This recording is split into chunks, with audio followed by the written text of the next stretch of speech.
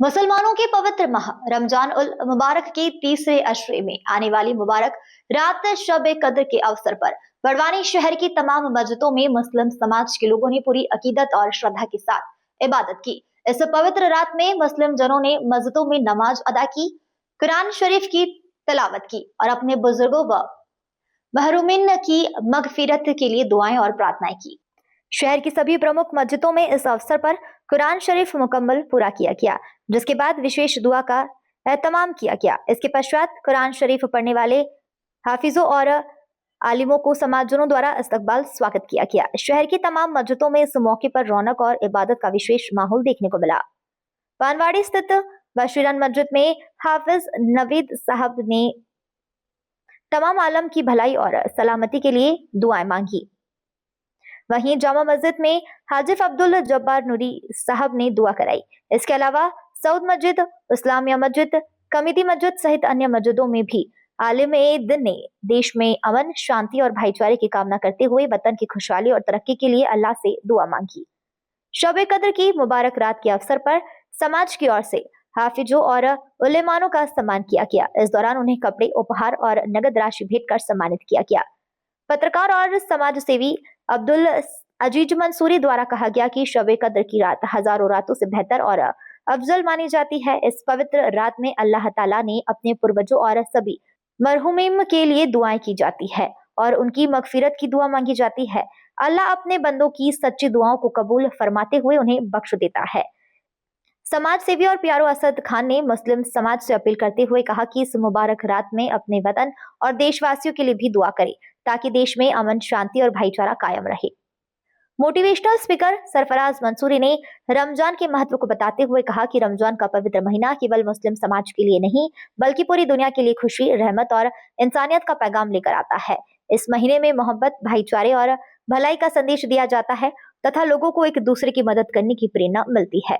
युवा इंजीनियर समीर खान ने मुस्लिम समाज को संदेश देते हुए कहा कि इस नूरानी रात की बरकत से हमेशा देश तरक्की की राह पर आगे बढ़े, यही हम सब की भलाई और कामयाबी है। गौरतलब है कि रमजान माह की बरकतों वाली पवित्र रात शब कद्र में पवित्र कुरान शरीफ का अवतरण हुआ था।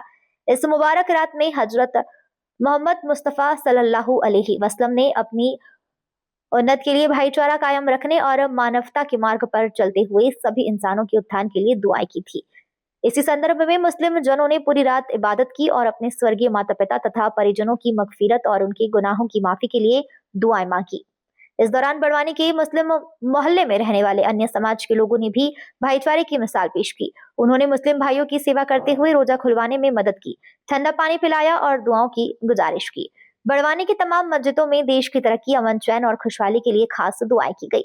अल्लाह से यह प्रार्थना की गई कि दुनिया को विनाशकारी बारूद और युद्ध से महफूज रखे तथा इंसानियत के रास्ते पर चलने की ताकत अता करे।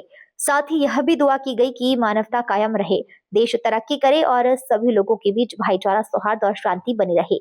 शहर मुस्लिम जमात के सदर जनाब कयूम कुरैशी एडवोकेट ने इस मौके पर समाज विद्वानों का आभार मानते हुए उनके द्वारा की गई सार्वजनिक सेवा की सराहना की तथा उन्होंने बताया कि आगामी ईद उल फितर त्योहार शहर की गंगा जमुनी तहजीब के साथ मनाया जाएगा।